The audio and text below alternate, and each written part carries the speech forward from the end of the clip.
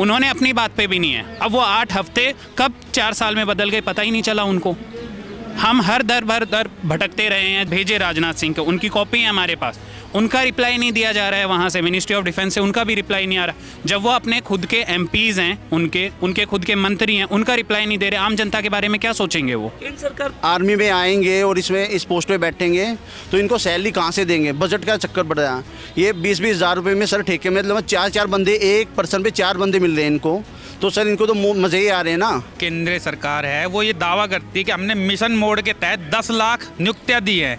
अगर 10 लाख नियुक्तियां दी है तो हम यहाँ क्यों खड़े हैं? तो सरकार एक डिक्टेटरशिप की तरह काम कर रही है और वो डिफेंस में कॉस्ट कटिंग के चक्कर में हम जैसे गरीब अभ्यर्थियों का हक मार रही है। सरकार हमें क्यों परेशान कर रही है? हमें क्यों नहीं हमारा हक दे रही? क्यों हमें नियुक्तियाँ नहीं दे रही?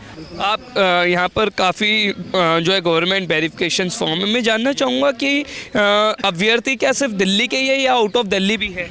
पूरे इंडिया से हैं सर।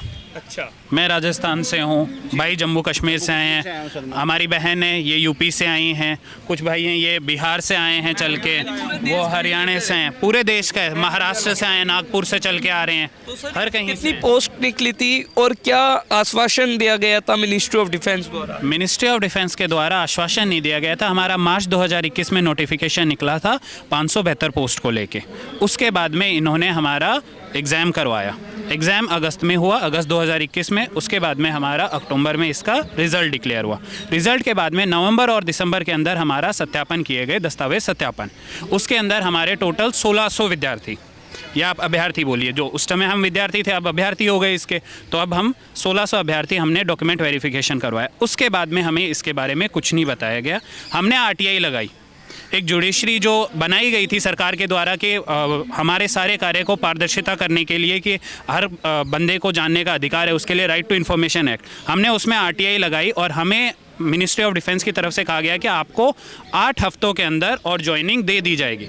उन्होंने अपनी बात पे भी नहीं है। अब वो 8 हफ्ते कब 4 साल में बदल गए पता ही नहीं चला उनको।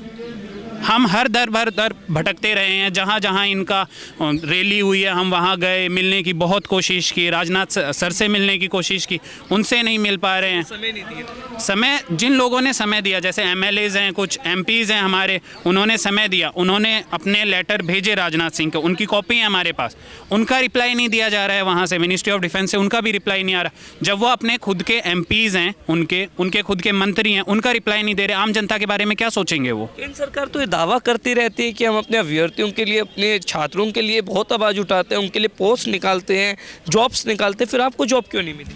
सर एक्चुअली बात ऐसी है, ये पोस्ट हमारी बैरक ऑफिसर की है और सर इन्होंने, सरकार ने क्या किया, ये मतलब ठेका प्रथा चालू की हुई है। 15-15 हज़ार में मतलब वो रखे हुए हैं, धांधलेबाजी हो रही है सर इसमें।